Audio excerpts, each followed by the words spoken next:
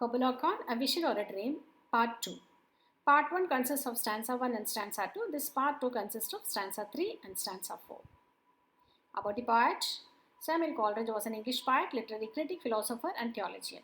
Kubla Khan is considered to be one of the greatest poems of the English romantic poet Coleridge, who said he wrote the strange and hallucinatory poem shortly after waking up from an opium-influenced dream in 1797. The poem was unfinished, according to Coleridge himself, because while he was writing up the vision, he was interrupted by someone. That is why this poem is also called a fragment. Stanza 3. 5 miles, meandering with mazy motion. Through wood and dale the sacred river ran, then reached the caverns measureless to man, and sank in tumult to a lifeless ocean. Amid this tumult, Kabula heard far from ancestral voices professing war. The shadow of the doom of pleasure floated midway on the waves, and was heard the mingled measure. From the fountain and the caves, it was a miracle of rare device, sunny pleasure dome with caves of ice. Here, stanza 1 and stanza 2 are the creativity of Kubla Khan. Stanza 2 shows the divine creativity of Kabula Khan, the emperor. But here, stanza 3 and stanza 4 are the creativity of the poet himself. The poet says that while hearing the noise of the river falling into the sea, Kabula Khan hears the voice of his dead ancestors, who predict and foretell the future war. The shadow of luxurious palace dome floats in the air, where a combination of the noise of the fountain and silence of the cave is heard. This is quite impossible. The poet calls it as a miracle of rare device, which is really true because a sunny dome, which is very hot, and the ice of cave, which is very cold, cannot coexist. It is thus the impulse of creativity which makes the contradictory things like ice and sun, darkness and brightness, flat surface or a hilly region, silence and sound coexist.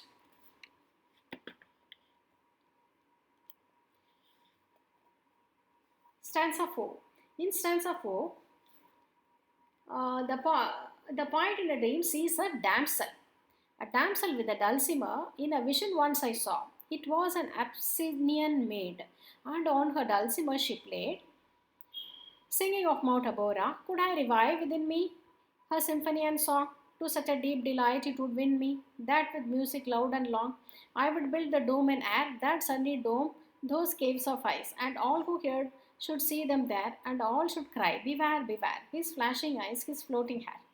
Weave a circle round him thrice, and close your eyes with holy dread, and for he on honey dew has fed, and drunk the milk of paradise. In stanza 4, the poet in a dream sees a damsel, a young girl, who is playing the dulcimer, a musical instrument.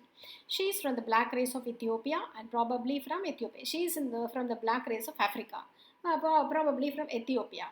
She is playing the dulcimer and singing from Mount Abora, which probably means a river of Akbara, which joins the river Nile. The poet, by saying, "Cloud I revive within me," her symphony and song, expresses the superiority of the damsel, and in spite of being an European, he praises an African girl. The poet wishes that if he could have the skills of the symphony and the music of the damsel, he could have built the dome-like pleasure palace of Kabula Khan. Kabula Khan has built the palace in the air with the caves of ice, and thus he would have constructed some impossible artifacts also. The audience, on seeing him doing so, would pay attention to his acts. They would appreciate him. They would even appreciate his attractive eyes and his beautiful hair. The audience then would weave a circle thrice around him. They would appreciate his poetry by reading it, and they would even go deeper into the poetry. And at this instance, there would be the willing suspension of disbelief, and they would close their eyes. Even if there is a suspension of disbelief, the audience would close their eyes. They will close the eyes of rationality with holy dread, which means that they will then go to imaginations. They would then witness that by creating the imaginary dome and ice cave in the air, and by having the symphony and music of the damsel, now the poet would drink the milk of paradise. He would achieve the best pleasures. This is a quite imaginative poem. Thank you. For detailed notes and question and answers, log on to EDUGURU-Notes blogspot.com.